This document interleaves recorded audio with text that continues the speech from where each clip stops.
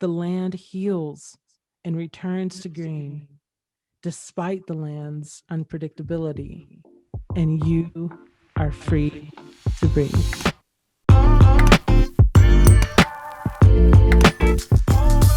Hey, what's going on, everybody? Welcome to the Socality show. Scott, how are you doing? Oh, Zach, I am so good. I cannot believe we're here again. You look good. What's happening? Hey, thanks. I've been practicing. You're doing a good job. I'm so excited for today's episode of the Socality show. We have Morgan HARPER NICHOLS with us today, and she's an incredible author and poet, and she's going to be so amazing with everything that she's going to be sharing about her life, her story, and her work. It's going to be so good. I'm excited for that. Seriously, what a thoughtful, creative person. I'm so excited for her to share her insights with all of us. This is going to be a great show. It really, really is. So a few things that we just want to let everybody know is, first of all, this is live. It will be available to watch on YouTube after, but a few things is in that chat room, everyone just start chatting, connecting with each other. It's really great. And if you want to throw in where you're from, we'd love to see where everybody's from. This is one of my favorite parts, Zach, is just seeing how everyone is connecting. You know, we've got Tampa Bay, we've got all this. There was a Super Bowl on. Did you watch that? That's what made. What a great year to be from Tampa Bay. You got a Stanley Cup, you got a Super Bowl, and the finals of the World Series. Great year to be a Tampa Bay sports fan. Right, Orange County, California, New Jersey, Minneapolis. Brazil, how cool is that? Mexico. So people from all over the world in this chat right now, and we really want this to feel like your community in this hour where you can connect with each other, and it's going to be really exciting. And for other people in the chat room, we have the mystery box, and if you are active in the chat room, the MVP of the chat room is going to win what's inside the mystery box, and it's a good prize today. And you have the mystery box this time, right? Last time it was shipped to me, but you have it. Is it with you currently? It is here. It is underneath my desk, and it is looking beautiful. It's nice, and it's really probably about, it's very rectangular shaped. It's not that heavy, but it's beautifully wrapped. It's so nice. Wow. Yeah, it's so nice. But anyway, I know whatever's in this mystery box is going to be a great gift. And so people keep chatting in the chat room. Be lively, be active, and the MVP is going to win that. So that's great. I'm excited about that. Yeah, one of our favorite things about this show is that the live component with this live audience allows you guys to steer the show a little bit. You can ask questions live. We won't get to all of them, but we will get to a few of them. And we'll ask Morgan the things you're wondering as we go. As Scott explained, there's the chat, and our producer, John, will be keeping an eye on that. I'll hop in every now and then. So anything that you want to know, that you want to hear, feel free to hop into the Q&A. We're also going to be sharing at the end our win of the week. Now, the win of the week is something big or small that you're proud of or happy about. It could be, an achievement, or it could be just a little thing that you're grateful for. So we are really looking forward to hearing the win of the week from each of you. So take a little bit of time to think about that, and we will share those at the end. Yeah, as part of this community, we just want to keep encouraging people to have goals and keep thinking about what's ahead. I know, do you have a win of the week? Because I've been trying to eat like really clean. That's awesome. Year. Yeah, and so far I've been doing very good this week. I'm very proud of my. I've been resisting certain foods, and I've been eating the good foods. So that's a good win for me. Good for you. And is the family doing that with you? No, it's just me. And that takes a little bit of extra self-control to see people eating things that you wish you were eating and still go in your lane. I mean, we eat generally healthy as a family, but I'm just saying I will be it does mix up the kitchen, because then you say no to this, yes to that, and Jessica makes this beautiful meal, and I pick out the carbs. You know what I'm saying? Hey, well, the carbs you pick out, stick them in the mail. Shoot them over to me. And I will gladly win of the week when you open up your mail and it's just noodles. My win of the week is eating Scott's leftovers. Absolutely. Anyway, it'll be great. We're excited to get Morgan in here real quick. But before we get Morgan, Zach, we talked about this earlier, and I just want to get everyone's thoughts on this, because apparently there's an article from this girl on TikTok. She's Xennial. Is that what you say? Is that what they're called? She has canceled skinny jeans, side parts, and people that use the laughy emoji. She says that is that those people are old. She's canceled it.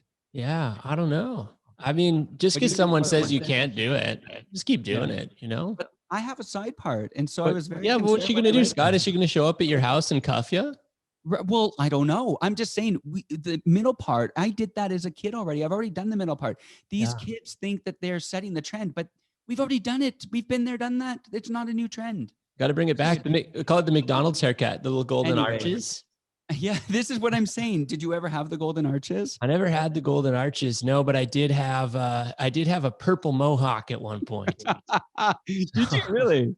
I really did. Yeah, How did that happen? I was in a big Green Day and My Chemical Romance phase, and do you have any pictures? Because if you do, we should definitely put them up on stories later. I'm sure I could dig them up. I think that's the same time in my life that I had braces, so I was avoiding the cameras. This is not a good era of your life. No, it was not. Yeah, people who are looking at me now, like, trust me, it was worse. Right. It was even worse.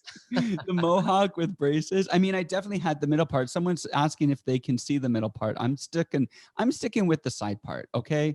I don't care what this girl on TikTok says, but someone's saying here petitions to show the middle parts. I don't know. No, I don't think it's going to happen. I think that we're good as we are. We'll have to ask Morgan what she thinks about skinny jeans, because I'm just so, I don't know. I want to see you try the middle part. Should I try it? Not right now. We don't now. know. Like, unless you've done the middle part and the bootcut jeans or like cargo pants, we don't know that you can't pull it off. But I've done that. You know how everyone's wearing Birkenstocks? I wore these 20 years ago. I have already done Birkenstocks. Oh, you're just so much cooler than us, Scott. We're just trying to keep up. I'm just saying everything comes back again. And these kids, they think they know. Well, I'm really hoping purple mohawks and braces come back again. I have a feeling they will. And when they do, all right. This is going to be a great show. Let's get Morgan Harper Nichols on here. This is going to be a great conversation. And Zach, I'm really looking forward just to having a good laugh with Morgan. But also, I was on her podcast a couple of weeks ago, and we had such a good chat. We were having such a good conversation even before the podcast. She goes, I better hit record, because with Morgan, you can talk, and it's just such a life-giving conversation. She's so wise, so incredible. She loves just to like hit you with some great thoughts. And so I'm really looking forward to her. So Morgan Harper Nichols is an artist and a poet based in Arizona. She creates artwork inspired by stories. She is the author of All Along You Were Blooming, and her new book, How Far You Have Come, releases April 6th. Why don't we please welcome Morgan Harper Nichols to the Socality Show. Morgan, welcome to the show. Hello. It's so exciting to join you all. It's good to see you. It's like I know you all are legit, but I'm like, this is like really legit. I'm like, I mean, countdown music. I mean, the subtle. I love it. I absolutely love it. It's so fun. It's only our second show. This is wow that this is only your second show. I don't believe you. I think you had a secret like 40 other shows that you just didn't tell us about. Scott and I have been interviewing each other for weeks just for our own fun. To make it just right. Anyway, we're glad you like the format, and we're glad that you're here. You were obviously one of our first choices when we launched the show, just because you're a longtime Socality friend. Yes. And we've known you for years, actually. Yes, which is so wild to think that. Yeah, we met in person 3 years ago. We did. But you know, wow. Really, really crazy. For those who don't know, Morgan came with us on a trip to Israel. And I remember talking to you in Tel Aviv. And I said something about Socality, and you said, "Oh, I know who you are. I've been following you for a long time." And I'm thinking, yes, I was. Morgan knew us. Yes, I was like a secret shy follower. I've been that way about the internet for a long time, like, which is so wild because, you know, I clearly use social media all the time for what I do, but I was really bad at like engaging and like commenting on things for the longest time. So I would just like kind of secretly follow and like all these people. And obviously Socality was a part of that. So yeah, and we were so glad to meet you. Do you know when you first joined Instagram? I'm an Instagram OG. I joined it the week it started. Yes, in 2010. I remember I downloaded it because I didn't even know about the social component. But do you remember that there's an app called Hipstamatic where you could take like film photos? Well, I love that app. And I was like, I wish there were more apps like this. Right. So I literally just downloaded it for the filters, which is so funny to think about because now I can't tell you the last time I looked at an Instagram filter. No. I love the filters. So I would just use it, and nobody I knew used it, and I didn't care. I would just Were you taking portraits? What were you taking? What were you Oh, taking images just of? silly stuff. I mean, just like pictures of the sky in the parking lot, because I love the filters that much, which Right. I've never thought about this till right now. So a lot of how I pick my color palettes is playing with filters, actually. So that's something I've been telling people more and more. It's like I will literally take a painting I have and manipulate the colors to get a new palette. And I'm like, wow, now that I'm talking about it, I'm like, I was sowing the seeds for that years ago. I love manipulating colors. So Wow. So you've just been stamping toaster on each and Yeah. every one of your paintings. You heard it here first, folks. Use toaster. Your paintings will look great. It's all you need to do. That's so cool. It's so cool to hear behind the creative process. And as a creator, you've got a crazy year that just happened. You just became a mom. What is that like? Yes. So becoming a mother has been definitely, I will say that I was pretty nervous going into it, as many people are, becoming a parent.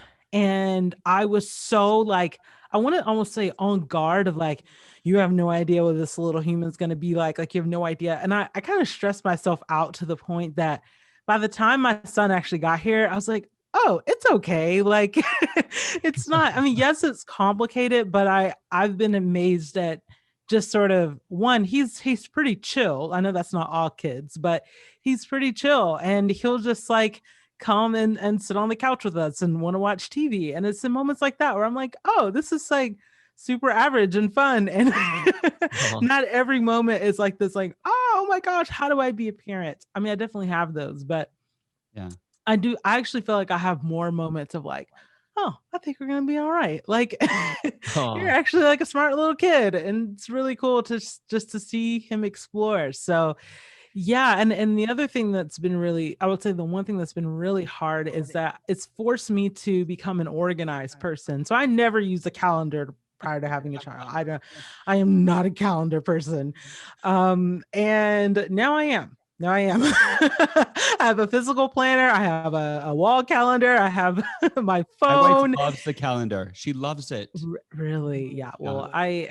I'm Do you learning love those it though? ways. Do you love the calendar, or you? It's Yeah, I'm learning too. I'm learning too, because if not, like I'll just miss things, because Yeah. now I've got to keep up with multiple people's calendar. Like Yeah. I have my doctor's appointments, he has his doctor's appointment. So it's just like, yeah, that's new. Mhm. That's new. Because I'm definitely the stereotypical artist in the way of like, let's just flow, see how it goes. No, I'm not a Parenthood not changes natural, that. not natural It planner at takes all. it takes that away. Yeah. Talk to us about your first experience with family. Like as you were growing up, were you a part of a big family, a small family? What was that like? Your first time, your first go with being a kid? Yeah, great question. It's interesting. I only have one sibling. I have a sister who's 2 years younger. However, my parents were pastors of a pretty small, close-knit church.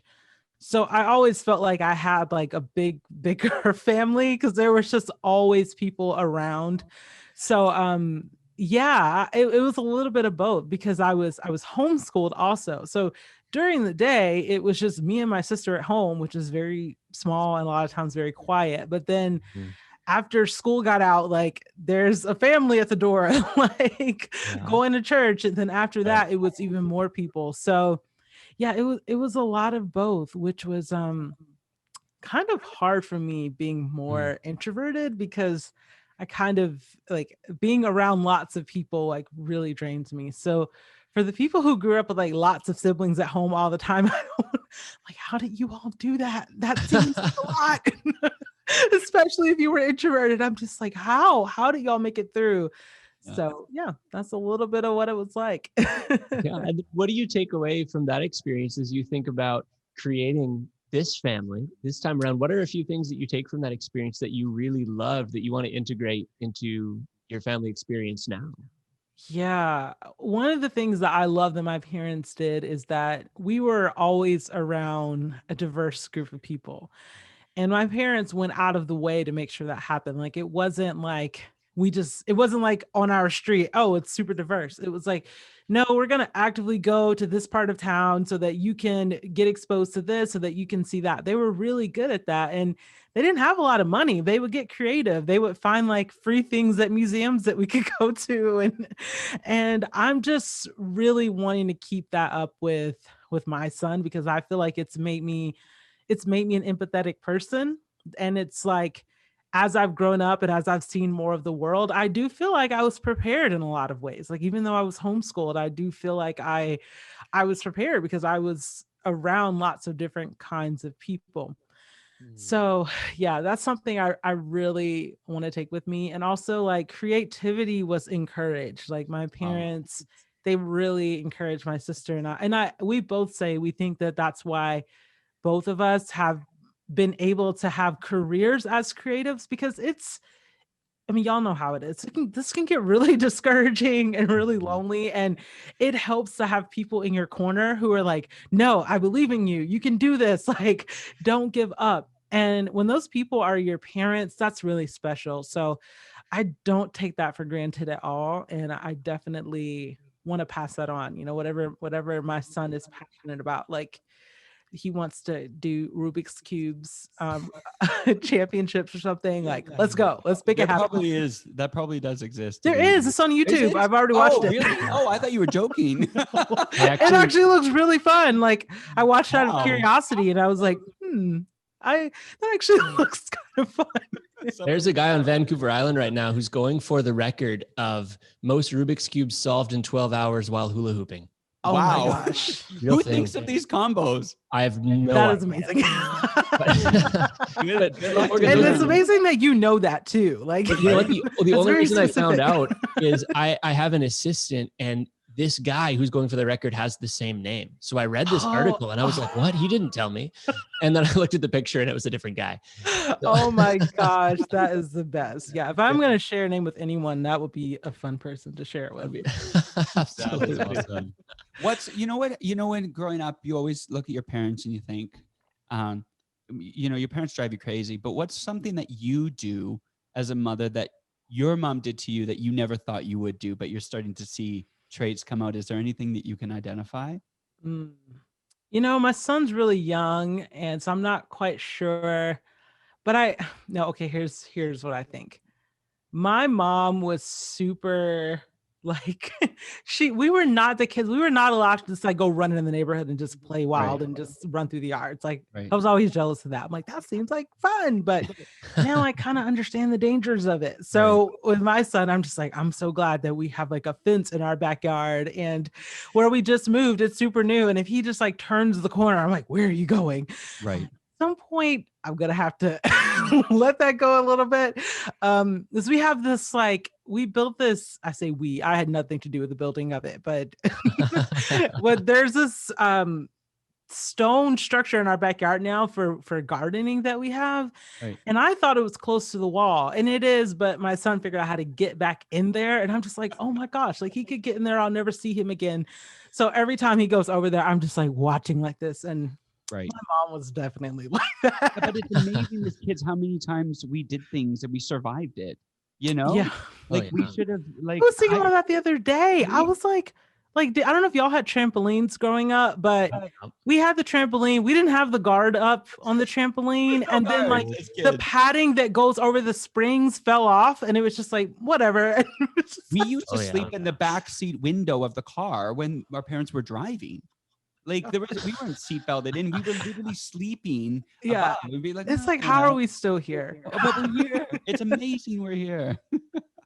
Yes. Oh, so funny. And Morgan, you mentioned a move. You guys are in a new spot now. Tell us a little bit about the move. What a time to find a new home. Oh, yes. We were definitely not trying to move. So this time last year, I was living in Southern California, and I thought that was where we were going to live forever. We had no plans of moving. However, when the pandemic started, we had to make a lot of shifts and changes in our business. And it just got to the point where we're like, how do we afford to live here without all of these other things going on? And our whole business had to come home. And we were in a really small home, and it was very hard to figure that out because it's just, it was just the exact opposite of what we had planned on doing. So we were like, well, we can always just move somewhere else. And then since we're just going to be home all the time, that's more affordable, or we could have more space. So that is how we ended up in Arizona. And I didn't want to move. It was super hard to say goodbye to the ocean. I mean, I love the water and loved being in California, but this place has surprised me. Arizona has definitely surprised me in a lot of positive ways. I mean, one, the sunsets here are glorious, like almost every single day. The weather is nice, and it actually does get a little cold here because, people hear Arizona, they immediately think, oh, it's burning hot. It is in the summer, but there actually is a lot of weather. There are a lot of days where we can actually wear a coat or wear a jacket. I mean, not like Canadian level, but it's it's nice. It's a lot happening here that I just didn't expect to be excited about. But yeah, it's working out. It's working. I feel like obviously a lot of people probably have stories like that from this past year of things that are just drastically different. Big changes. And yet you're finding beauty in it. So that's definitely where I am. That's so good. Yeah. This room you're in right now, what is this room? What do you do in this room? Is this where you create it? I noticed, is that a computer? Yes, this is my Cintiq, my Wacom. Is it Wacom? Is that how you say it? I should know how to say it. But I don't know what that is. A big Wacom tablet. So it's like the tablet. It's so imagine like dual monitors, but dual monitor that you can actually write on with a stylus. Okay. So this is where you're creating your work. Well, so I'm transitioning to that. So I'm normally, for the past 2 years, I mostly have used my iPad. Right. However, I've just been working on some bigger projects and my file sizes are getting bigger and my iPad keeps crashing. It can't handle it anymore.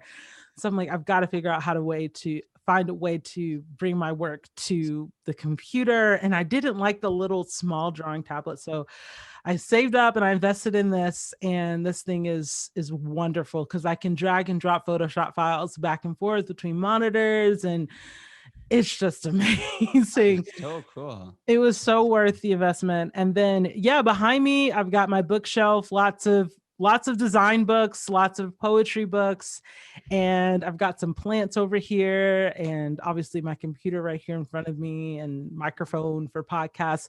Yeah, I kind of try to keep all of my creative world in this room. So outside of this room, I really don't create much other than taking little notes or taking photographs. I kind of like, I can't remember. I think it was so random. I think it was Steve Aoki. I think I'm saying his name right. Who said this? I heard him say this. So he said that when he travels, he likes to just take in sounds. Like he'll just kind of take in like voice memo notes and just take in everything. And then when he gets back to his studio, which if you've ever seen a studio, it's amazing. It's like this all white, pristine. It's beautiful. But he says that's when he's like, he takes everything that he's taking from the outside world and then he brings it in his studio to kind of like work on it. So I kind of like that philosophy because it helped me just kind of go throughout the day and collect little things here and there, whether it's a thought I have, or like I said, a photo that I can manipulate the colors with. And then I look forward to that moment where I can come to the office and really kind of bring it together and figure out what it's going to be. That's cool. There's something real powerful about that, isn't there? Of like assigning spaces different purposes. And you almost know when you enter that room, this is where I'm going to be focused. You could build habits in that way. Yeah, it's become very special. And that was another thing that I didn't really know was going to happen that way. I was a bit more loose before my son was born. I would just kind of have the iPad everywhere, but he likes to take the iPad and sometimes he wants to stand on it. And so I had to figure out like, okay, where am I going to keep this stuff? Cause he gets really curious really fast. So like I think he's broken 2 Apple pencils. Oh no. They do this. Yeah, so it got to a point where I was like, all right, let's bring it into one space. So if we see any graphics that look like a footprint, we'll know why. Yeah, you will know why. Morgan's new work. I know our kids have stood on our iPad. It literally has holes in it and they still use it. We did buy a new one for them, but I love one that. of them literally has holes in it. And so I'm like, I know. That is, yeah, that's amazing. Well, Morgan, at this point in the show, in order to give all our friends tuning in here a chance to get to know you a little bit better, we're going to play a rapid fire game of 21 questions. Ooh. So Scott and I have a handful of questions here, and we just want first answer that comes to your mind. It doesn't even need to be the right one, just the first thing you think of. Okay. All right, Scott, take it away. Oh, am I first? I can go first. Okay. Okay, Morgan, hot drinks or cold drinks? I'm so sorry. I was talking. I didn't even hear the first question. I was like, why am I so nervous? Oh, no worries. Hey, I'd be nervous if I was in your seat too. 21 questions is as serious as it gets. Yeah. It is. Hot drinks or cold drinks? Hot drinks. Nice. Song that is stuck in your head right now. Oscar Mayer song. The Wiener song? Oh, It just popped in my head. I don't know. okay. Fair enough. Great song. Last book you read? Beauty by John O'Donohue. If you could travel back in time, what period would you go to? Well, you know, as a Black person, mid 90s. There you go. All right. Okay. No, I'll pull from Favorite month? February. Nice. Sunrise or sunsets? Sunrise. For journaling, paper or digital? Digital. I Besides can't believe I your- just said that. But yeah, Yeah, you said digital. Yeah, I did. I thought you would say paper for sure. I love both. It's like 50-50. It's like, yeah. All right. Okay. It's an equal thing. Besides your own, which podcast should we be listening to right now? On Being. Oh, On Cool. Being. Okay. Love it. What does a person need to be happy?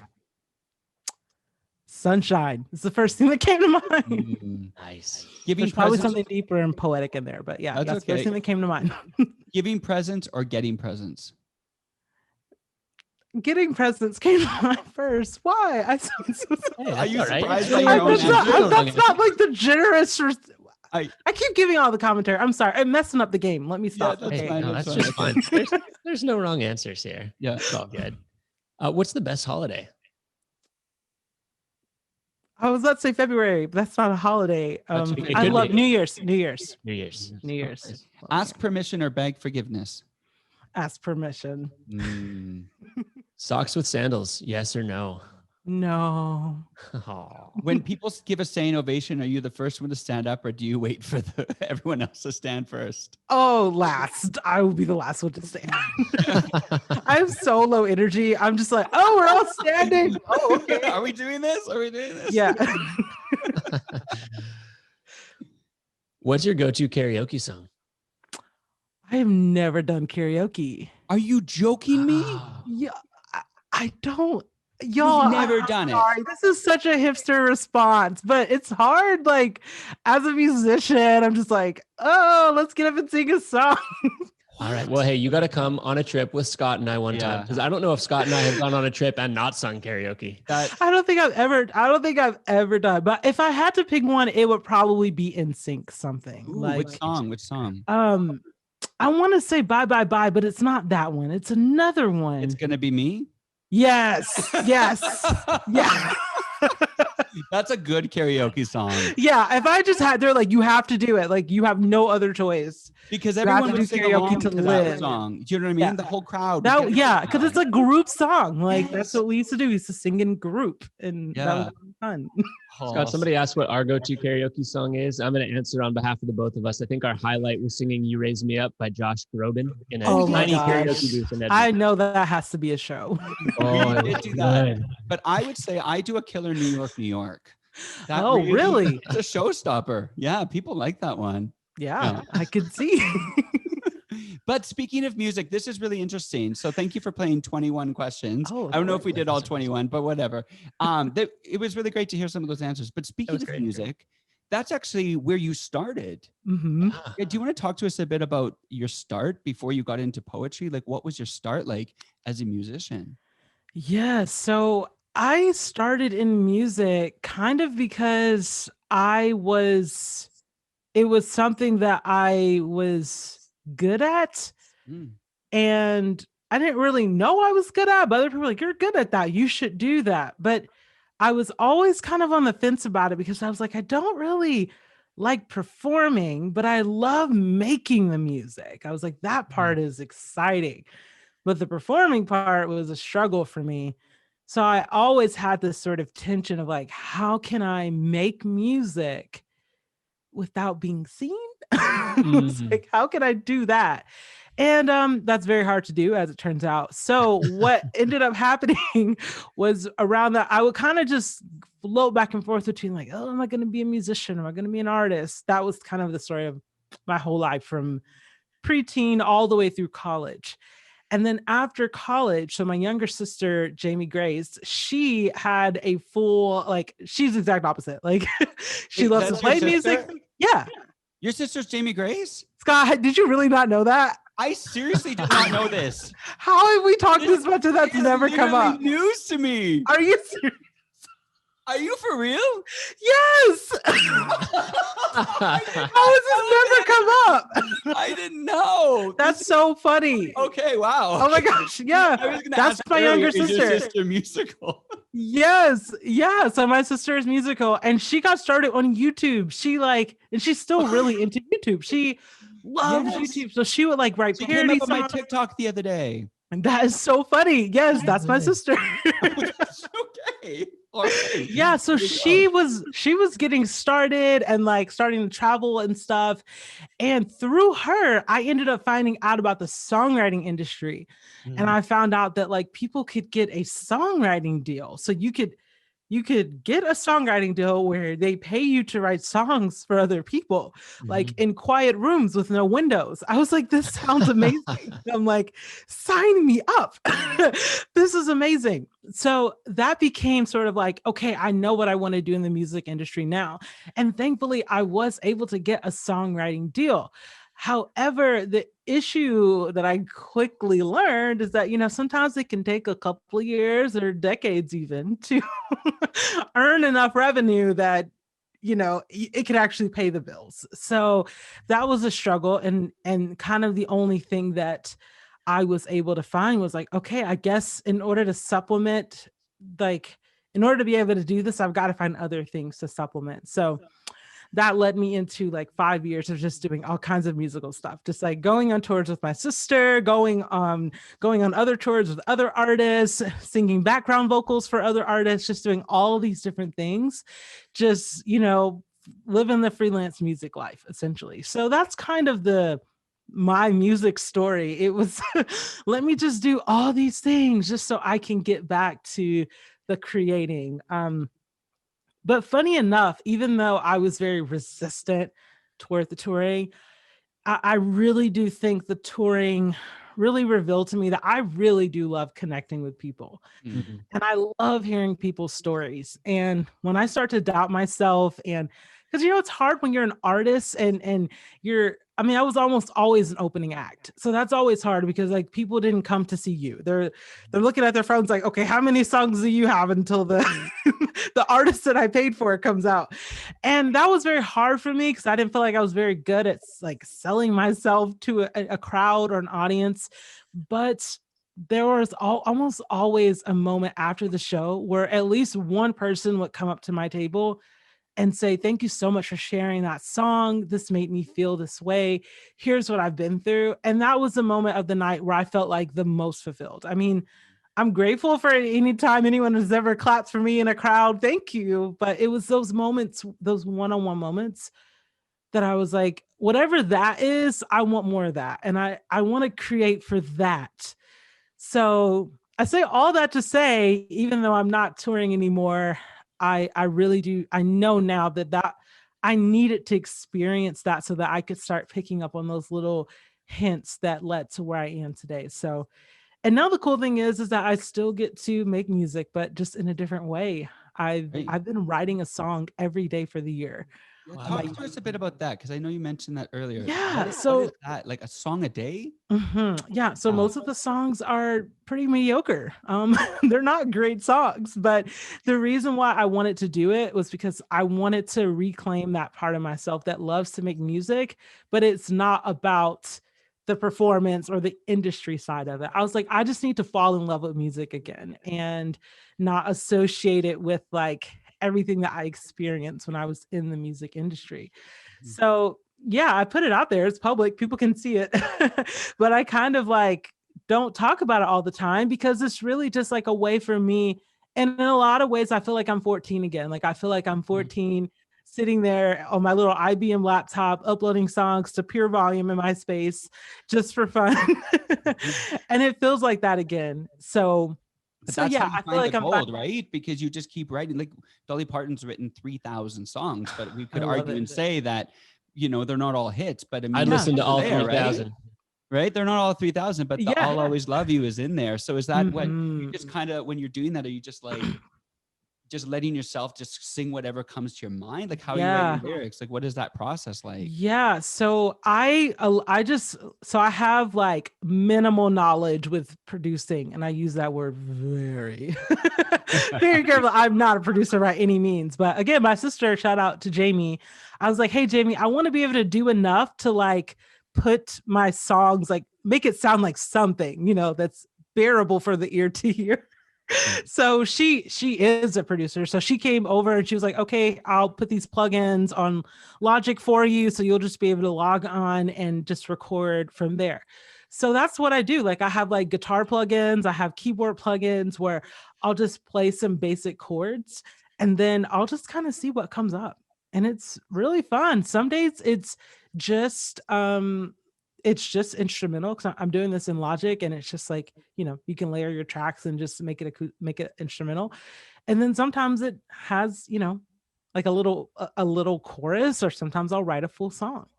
Wow. So it's really fluid, and not a lot in my life is that way in terms of creativity. Cause once you start doing things as like your profession, like you have like a system and a flow to it. But this just feels really organic, and I feel like it's just fun. And some of the videos literally have like 200 views, and I don't care. Like I'm just like, It's not that for, was it's 200 people who sat there and listened to this yeah, thing. Like yeah. that's amazing to me. So That's really yeah, I cool. feel like I'm falling in love with music in a new way right now.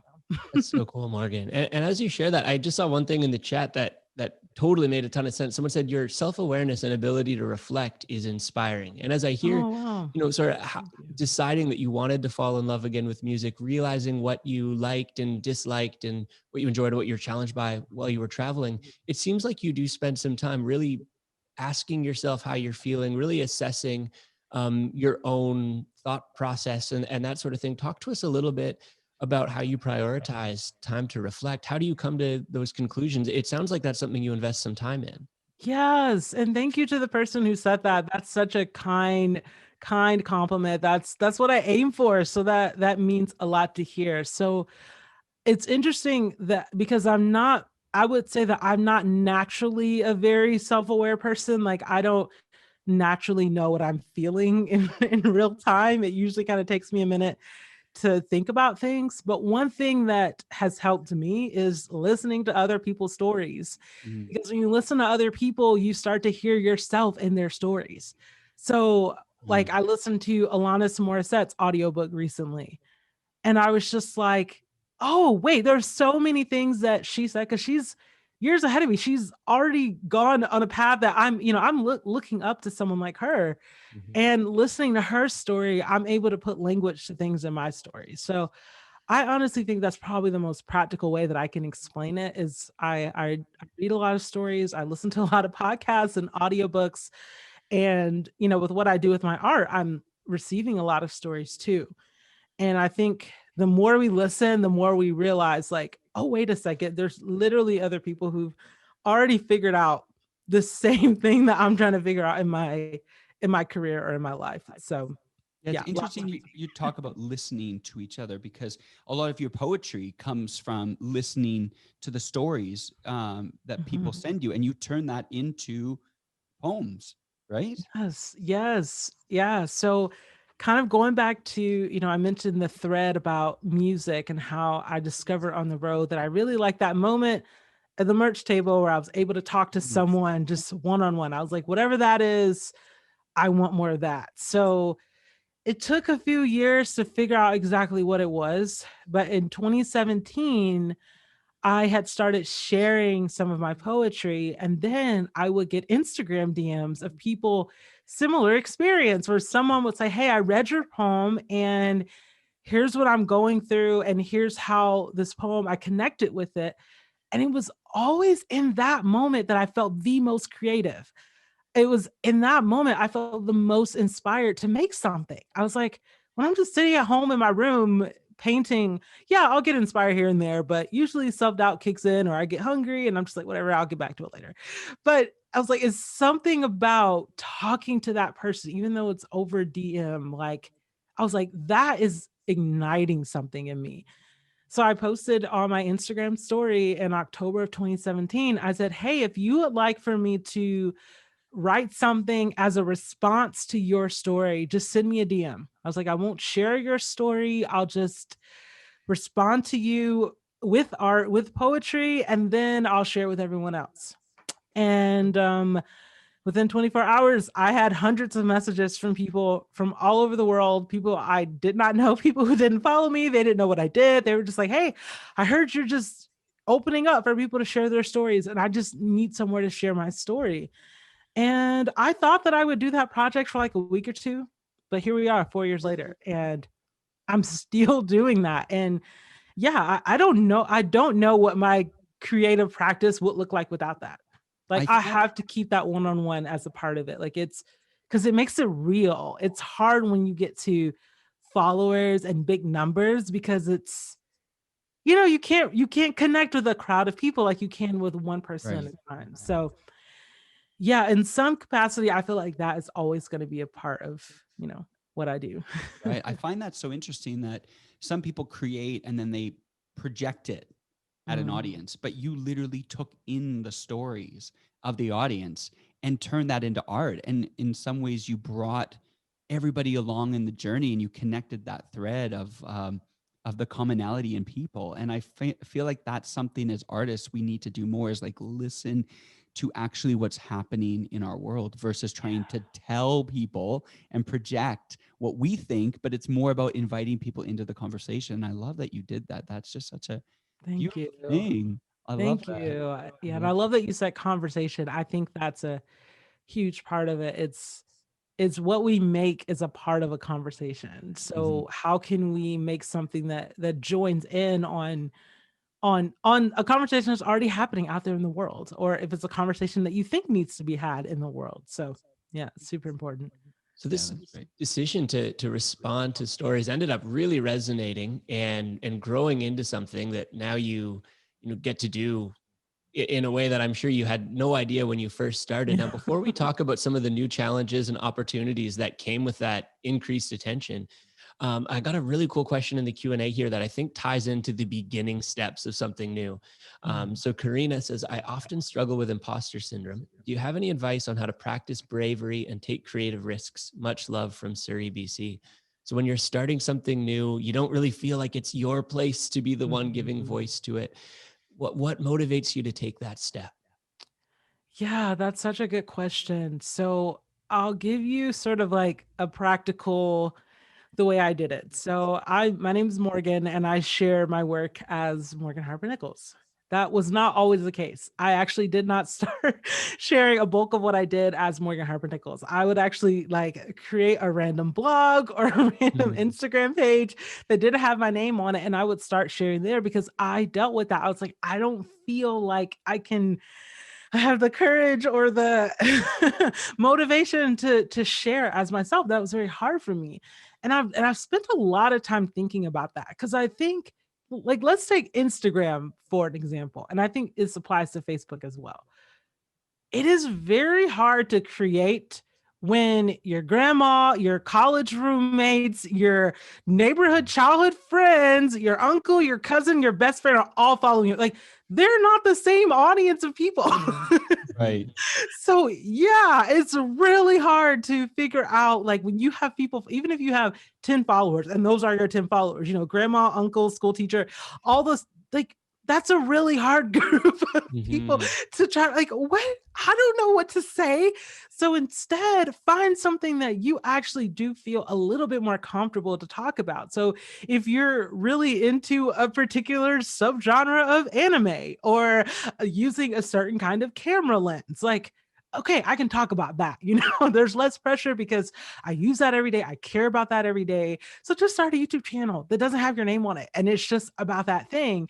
And then you can use what you learned there to then someday, if you want, to go and use like your name or like create a bigger brand around it, if that makes sense. So that's just sort of my path that I took because my husband, for instance, he's dealing with a similar thing because he's very creative, but he didn't have like the same like encouragement growing up that I did to like create and share things. And he's like, I just don't know. I don't feel qualified. I was like, yeah, well, just start a TikTok that doesn't even have your name on it and just talk about this one random specific thing. And he wants to talk about starting a small business, and don't worry about everybody else right now. Like, you don't have to worry about how it's going to translate to Facebook and how it's going to turn into your Netflix series. Like, don't worry about that. Just one thing at a time, and you'll gradually gain more confidence as you go.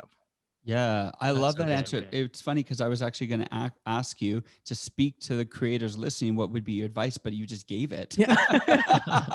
You just gave it. There's But I so think, much overlap. yeah, I think it's important because we've been doing, these clubhouses, and a lot of people in those chats are talking about creating the art that inspires you the most and not worrying about what others think, and Mhm. getting trapped in that way where we're only creating for likes or for the approval of people. And I think that what you did is such a great way. Obviously, we're not all going to be amazing poets like yourself, but the ability to stop and go, what's my voice sound like?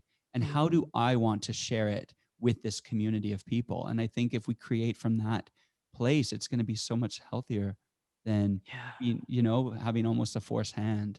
So true. Yeah, and we have to remember that, because it's just the race is never going to stop. There's always going to be a new app that you have to download, a new feature that you have to learn. Like, I thought it was so funny. Like with TikTok, I was like, I don't have time to learn TikTok. Like, I'm too old for that. And then you have Instagram Reels. I'm like, oh, well, you can't escape it. You got to figure. So there's always going to be They'll get like, you one way or yeah, the and it's other. exhausting. So for me, I'm like, I have to find other things that motivate me that are not that. Like, I'm curious about those things and I'll try them, but they're not the heart of what I do. They're not my motivation. Like, my motivation is connecting with people. And if we some kind of way end up circling back to the old school forums, the BB forums that anybody could have, and that's how we end up connecting, then that's great too. So I think that has to be the ultimate driving force. So then that way you don't feel like you're being constantly, manipulated and moved by all these different platforms and stuff. So yeah. So as you begin this project of listening and responding through poetry and design, I imagine there were a number of times that you had some pretty impactful connections with people. Can you tell us a story about a time that you were really moved by a connection you were able to develop as you began this project?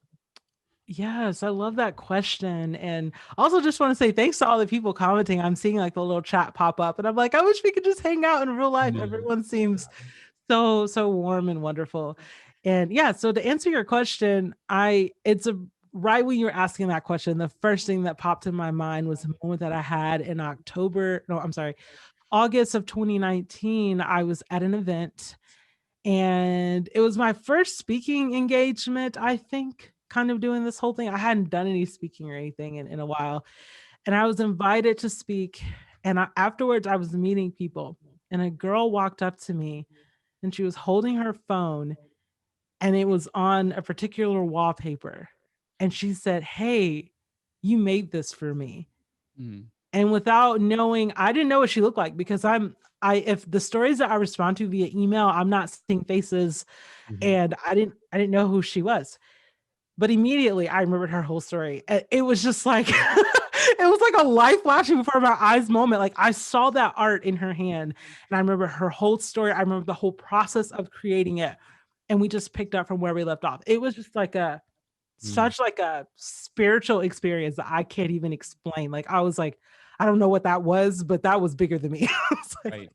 that is not something I ever expected would happen. And since then, I think I've had 3 moments where someone's walked up to me and they said, "You made this for me." And all 3 times, that could have been the only 3 people that that would have happened with, but it just so happened to be those 3 people all 3 times. I was like, oh, I remember exactly what your story was. I remember why I made this. I remember that why I chose those colors. And yeah, those moments are really, really special to me. You know what I love about what you're saying is this, sometimes we get into this social media world where we're posting, but but we're literally forgetting that when we create something, we have the ability to impact and make a difference. And it sounds to me, when you're hearing those moments, about the intention when you create, that when you sit down, you go, okay, yeah, you got your grandma and you got your whatever, but you've got people that literally what you're creating is a lifeline for them. And what you're doing is so intentional. I think as creators, that's the real reward, is when you create something that matters and create something that makes a difference. You realize this is bigger than me. And then you feel that sometimes. Yeah. Yeah. So I have a practice that, because like I have to use, well, I shouldn't say have to, but I use social media for my business, for my art that I do.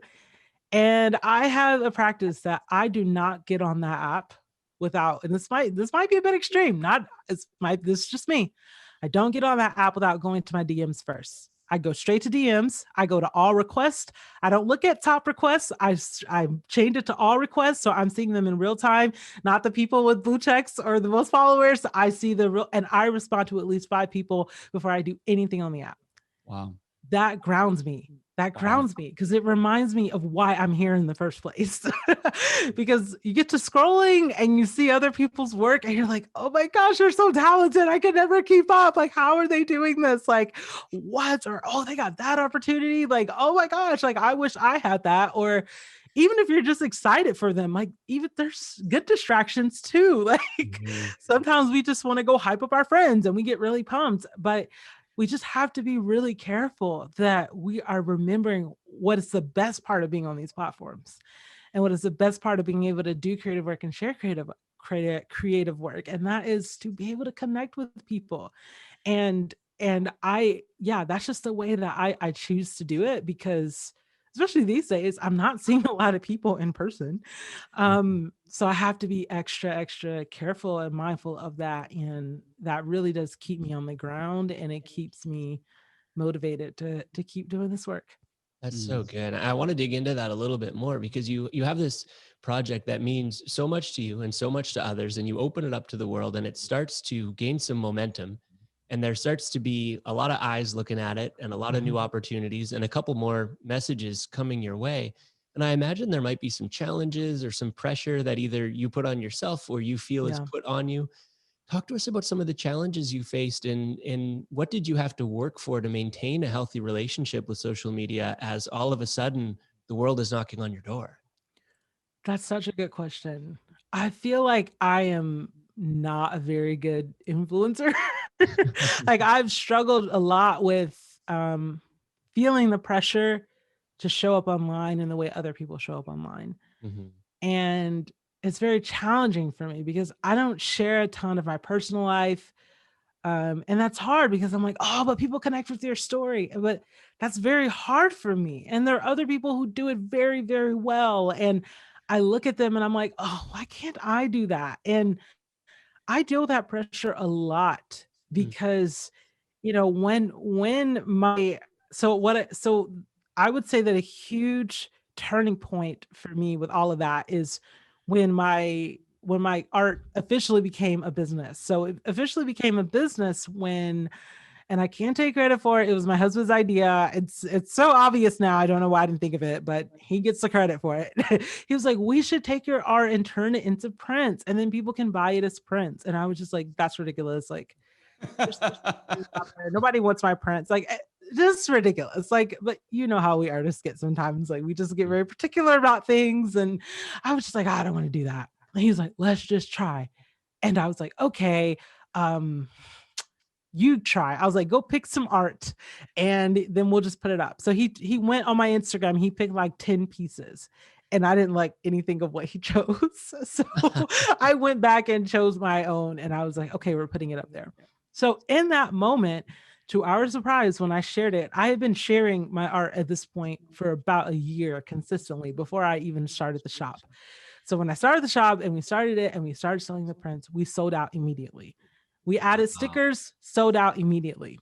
And from there, my husband, who at the time was working in construction, was able to leave his job in construction and come full time to run the business side of my online shop. And while that is exciting, there's a lot of pressure that comes with that, because suddenly the family income is dependent on this thing. And it's like, oh my gosh, I can't mess this up. So what I do a lot of times, and I've gotten better, but what I would do, I'm like, well, I got to figure out what's working. Okay, well, people are really doing that trend, or everyone's doing that. So to keep this going, I've got to keep up. I've got to like stay on top of everything. I've got to do this. I've got to do that. And that's exhausting. Mhm. And what I am still wrestling with is, Morgan, yes, this is a business, but you don't need every single person to support. You don't even need all of your followers to support. Like, figure out the number that would make this make sense and serve those people. And any extra is, it's a blessing. It's great. Receive it. But don't worry about trying to go viral every 3 seconds. Like, that's not sustainable. It's just not sustainable. So yeah, I would say that was a long way to answer that question, but that is the biggest struggle that I have, is trying to simultaneously manage this reality of like, this is a business. Like, now we have like healthcare based on this thing. We have our salaries are based on this thing.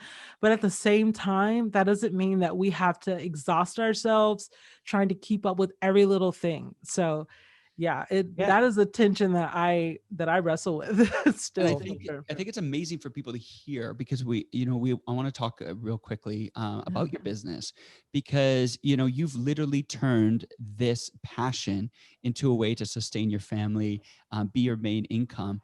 Mhm. And I think it's incredible because you're feeling pressure. And if people, I know this is a common theme, because a lot of people are like, how do I go full time as a creator? How do I become a freelancer? And to hear that you feel those pressures, I think is something that relieves other people to go, if Morgan's feeling that way, it's Yeah. okay to feel that way. But talk to us a bit about the operation of it, because you're selling prints, you're selling books. And I know that you actually use your house as some warehouse. It's just like Yeah. literally you and your husband, isn't it? And I know you have some other help, but talk about Yeah. that operation. What does that look like, so people can see a little bit into that reality? Yeah. So before the shop, my primary source of income was through various freelance projects. So I had started doing my first sort of like influencer thing that I did was with this company called Peace Tea. They make tea, and I did like this random act of kindness project with them. And then my second project, which was just out of nowhere, was with Coach, and it was for a nonprofit collaboration with them. And I was like, oh, I can do this. This is Yeah. fun. Yeah. I love doing the freelancer collaborations, like as an artist, as a creative, and collaborating with brands. Love that.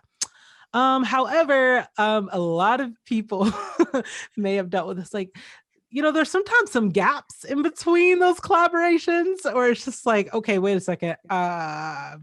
We got to add some more things in there if we want this to pay the bills. There's Right. some gaps on the calendar. Yeah. So, I learned about this thing called cash flow. It's like, you need cash flow. Like, you Yeah. need something that you're not waiting on, like, this check here and then this check that's going to come 3 months from now. Like, that's really hard to live with that. So the shop came about as a way of like, okay, here's a way that people can support what I do in a smaller way. It's my prints are like $10, my stickers are $3. So let's just see what that does. So when we started it in March, April 2019, I had my son in May 2019. I kid you not, from March to, I want to say November, no, to the end of that year. From when we started in March to the end of 2019, it was me and my husband. It was literally, I'm talking, y'all, right after I gave birth, Wow. I was switching off with my husband, going out into the garage, fulfilling orders. Wow. I mean, I was like, and anybody who's given birth, like, yeah, that's the time you want to be sitting down. But we didn't have any help. And I was out there in the garage, in the sun, in California. We were rotating with the baby, going out into the garage. And since then, we have been able to have more team members. So we now have someone who helps fulfill orders. And then we have someone who helps and working remote. They help with marketing. And we have someone who helps with emails and connections and all those things. So yeah, now we have a team. And You had to build to that. helpful. Yeah, we had to build to it. And it was a lot those first few months. And I'm glad that we now have a team. And I would say that hiring a team for me, I hired around my weaknesses. I said, what am I not great at? I'm like, I hate spreadsheets.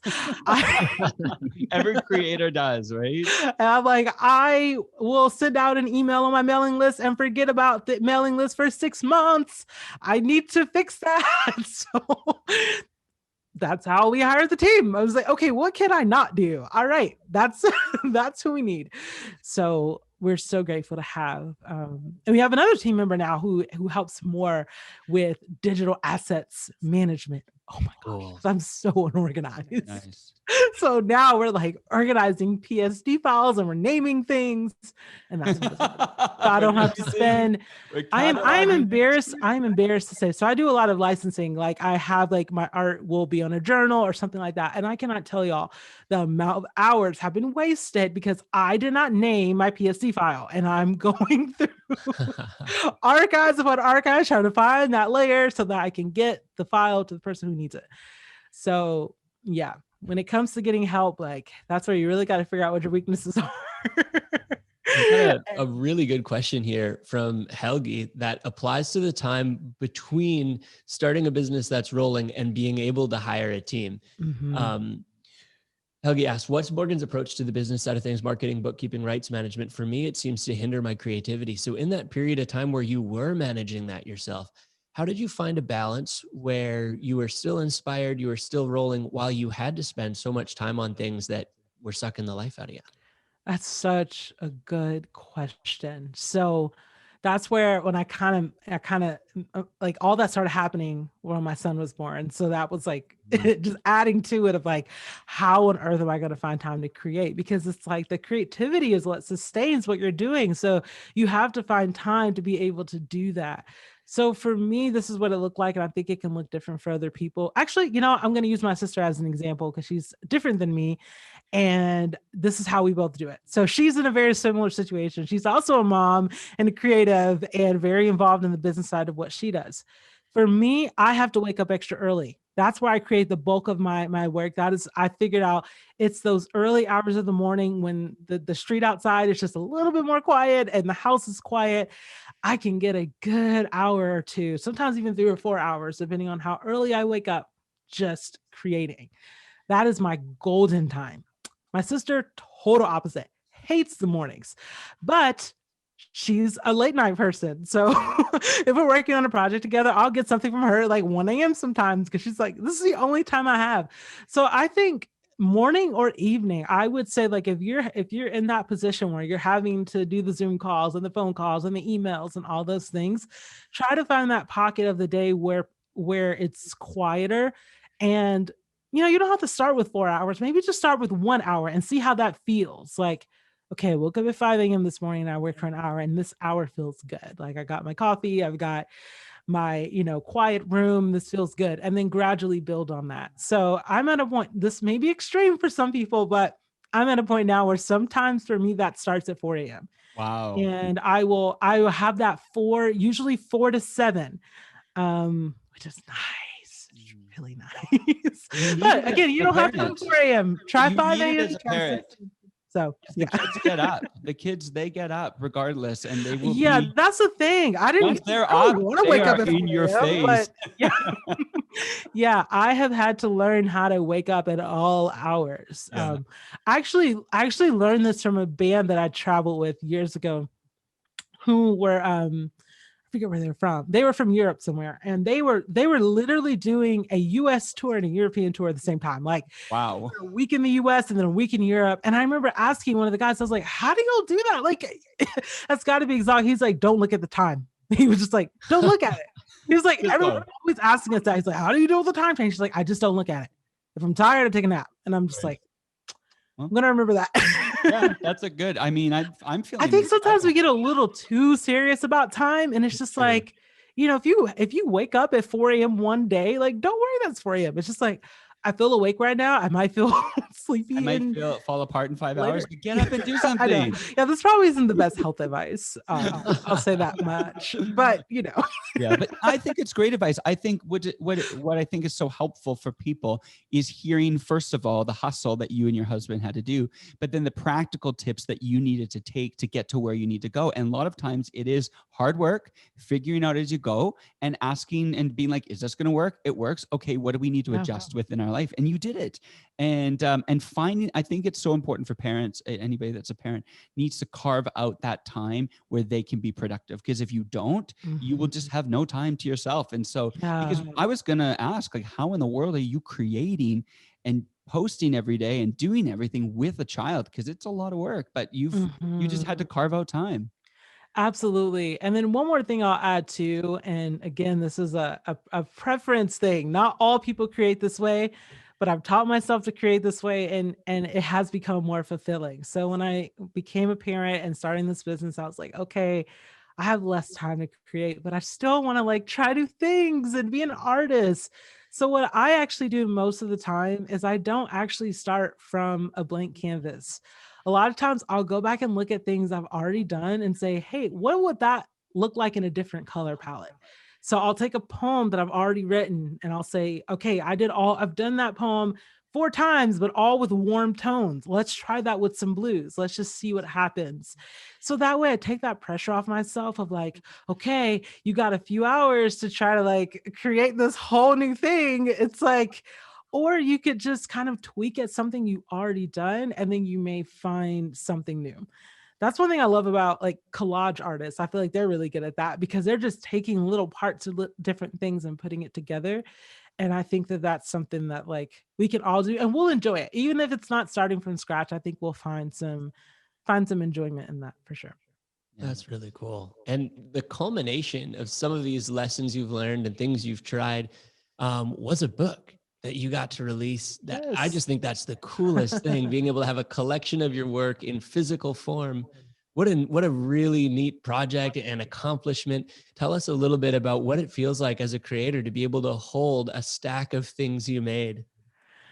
It feels really good because at the process leading up to it, definitely there's so much uncertainty because working on any type of big project, you eliminate that instant gratification. And then you're like, I have no idea how people are going to respond to this. Like, what if this is the worst thing I've ever done? And, all that, all of those thoughts that come. So that process leading up to it's tough, but I am so, I'm so blessed and so grateful to be able to have the opportunity to be able to put books out in the world. I'm like, teenage me never would have thought this was possible. I mean, I had no idea, and I'm glad that I somehow managed to stay curious and stay faithful and get to this point. So yeah, awesome. Very Well, Morgan, excited. we've only got a few minutes left, and this has been an Yeah. incredible conversation. We could talk obviously forever with you, but I'm just wondering if you'd do something for us. I wonder if you would read one of your poems. Yes, sure. So That'd this be is great. from my book that comes out a little later this Nice. year, April 6th. How far you have come. Let's see. All right. You arrived at this valley where the meandering river slopes and swings side to side and must surrender to nature's many curves. As you walk along the riverside, notice years of a gaiden course exposed by rushing water, crashing through the land, through the ground. Your mind is flooded with awe, and you want to learn the river's wisdom as you follow its current, wandering around the bend, remembering the steps of all those before you and all the earth that has eroded since then. And as you bravely endure the course, do not be discouraged when much seems lost. The land heals and returns to green despite the land's unpredictability, and you are free to breathe. Wow. That was beautiful. Thanks.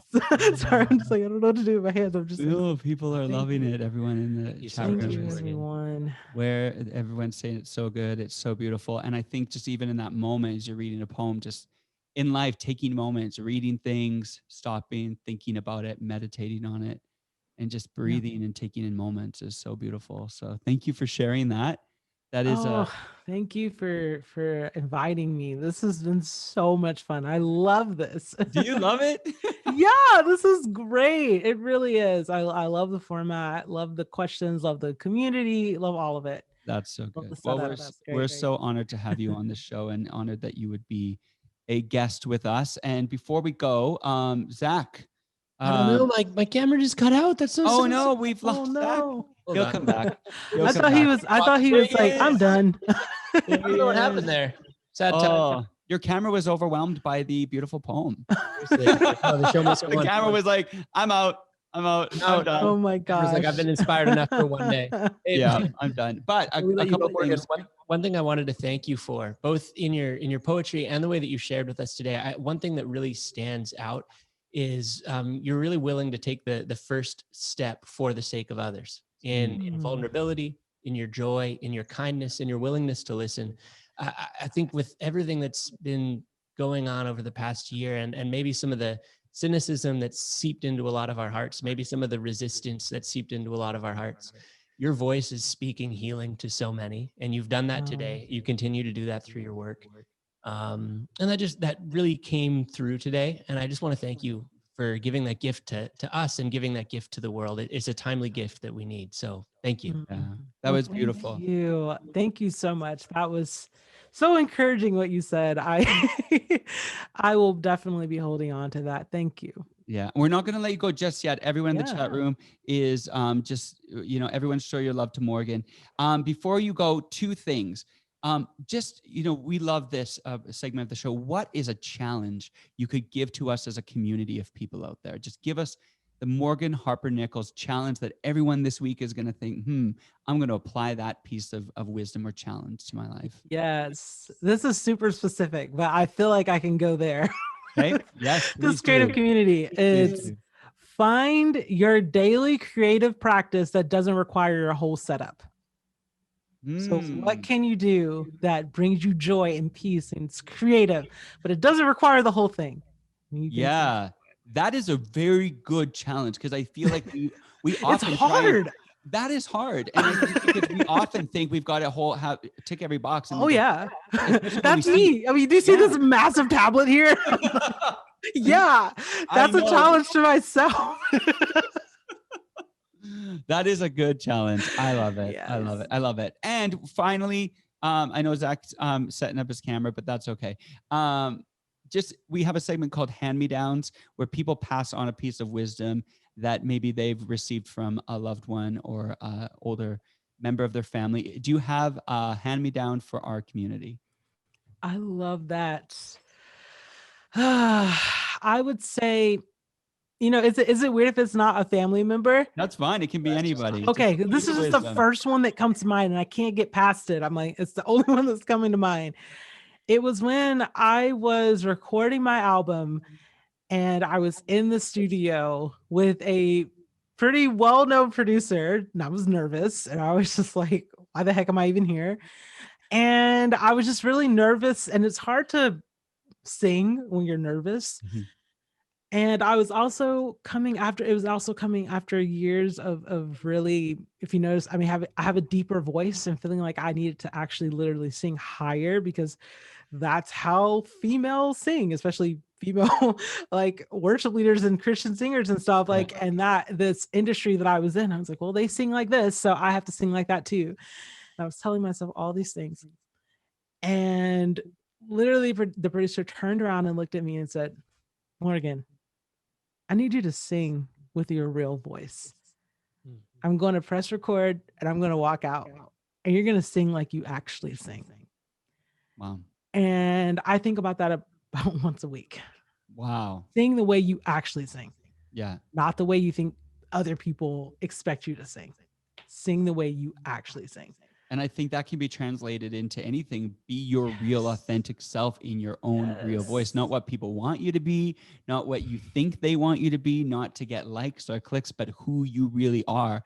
And we can see, as you have done that, how that has opened up your whole world and changed your trajectory when you used your real voice. And so we want to thank you for spending this time with us today and bringing your real voice, your story, your heart. And we couldn't be more honored to have you on our show. We want to thank you, and everyone's sending their love in the chat. So everyone, just send your love to Morgan Harper Nichols.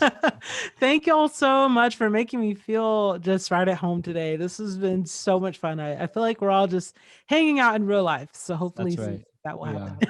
Awesome. Well, we're going to let you go, but we have our final segment that we'll be wrapping up, but we're going to say thank you, Morgan. Everybody say thank you. All right. We'll see you soon. Thank you so much. Zach, that was so amazing with Morgan. And you know what? We've got a couple things. We've got the win of the week, and we still have to give away the mystery box. And so much fun left to go. Yeah, so much fun left to go. You did a great job today, Zach. Hey, thanks. You too, Scott. Yeah, you did a great job. You're awesome. I love you. And you know what? I just love all the comments coming in the chat room. Everyone's saying this feels like family. This is exactly why we're doing it live, because we could be recording it and just posting it out, but we're doing it live to bring in the whole family element. I want you guys to be a part of it. Yeah, so let's just jump into win of the week before we do the mystery box. We were thinking about wins of the week. I talked about me eating I'm having a clean eating week. What's everyone's win of the week? Zach, do you have a win of the week while everyone throws in their win of the week into the chat room? Yeah, so we've been talking about the app Clubhouse here and there. We talked about it last week, but I saw a few people in the chat saying, I don't know what Clubhouse is. So it's an app that's just only audio, and you can talk about different topics. And I've had a number of people that I've kind of consistently been in the same Clubhouse rooms with. And one guy was telling me about this thing he was doing. His name's Tim, and he was running a mile a day, and he was on like day 70 something. And he's like, yeah, I just want to do it to build discipline. And the reason I noticed is because it was 10 p.m. my time, 1 a.m. his time, and he just sounded out of breath. I'm like, what are you doing right now? He's like, I'm going for a run. I'm like, dude, it's 1 a.m. Why are you going for a run? He's like, I'm 75 days in. I'm not stopping now. I was doing it with some friends, and they, I'm the last one standing. I'm like, hey, you know what? I'll do it with you. Wow. So I joined him about a week ago, and it's been a ton of fun. So you've been going every day? Yeah, I just have a running buddy in North Carolina now. Amazing. What a great win. Wow. Some people are saying here, someone's saying they started a new podcast. I can't keep up with this now. They're coming in fast. They started a new podcast. Someone goes for a Katie's going for a walk every day. You got some there, Zach? Karina's been sleeping earlier and waking up earlier before 8 a.m., which has been very difficult because COVID has completely messed up my sleeping schedule. That makes so much sense, and that's tough to fight against. When we travel and it's like jet lag, and everybody knows jet lag is like tough to get over. But then, if our sleep schedule gets a little bit whack, sometimes we don't treat it with the same amount of like, oh, it actually is tough to rearrange the same way jet lag would be. So good for you, Karina. Totally. Is it Kiera here saying my win of the week is that I got my work published, and it had it liked by 10,000 people, which is something that she's proud of, and you should be proud of that. That is awesome. A lot of people. Mm-hmm. Sarah says, win of the week is connecting with amazing people on here and a job interview on Friday. Sarah, we are in your corner on Friday. I hope that goes amazing for you. Yeah, someone said they did 10,000 steps every day in February. They're joining you. You have a walking buddy. Wow, come join the club, guys. Yeah, everybody's got some wins. And the whole point of this is just keep thinking about what goals you can achieve and how we can share them and how we can celebrate each other. Well, Zach, I've got the mystery box here. Oh, open that thing up. Oh, this thing is a good one. Let me just, yes. Are you opening it? Reach down. This is, like I said, it's beautifully wrapped. Yeah. Open it up Is here. it box shaped? It is shaped like a box. That's good. All right, we got our winner here, and the winner, the MVP of the mystery box is Karina K. Everybody shout it out for Karina K. And I don't have it below me that I'll pull up, but it is Morgan Harper Nichols' book. You are receiving a copy of All Along You Were Blooming, and we're going to get that to you. So Karina K, if you just want to give your details to Jonathan in the chat, we're going to get you that book from Morgan Harper Nichols. So congratulations, Karina, on winning the mystery box this week. This is so great. This is so beautiful. I didn't even want to unwrap it. Yeah, that's why we didn't get to see it. You got to keep that thing in the box. You got to keep it in the box. Anyway, this has been such a great show. We went over time, but you know what? It was so valuable. What Morgan said was so great. And I can't wait for February 24th when the next Socality show is, and we'll be getting everybody details about that. We've got some great guests coming up, so it's really exciting. Anyway, thank you everybody for joining. Zach, you're awesome. Everyone, you're awesome. Have a great rest of the day. Thanks for tuning in, guys. We will see you again soon. Scott, have a great afternoon.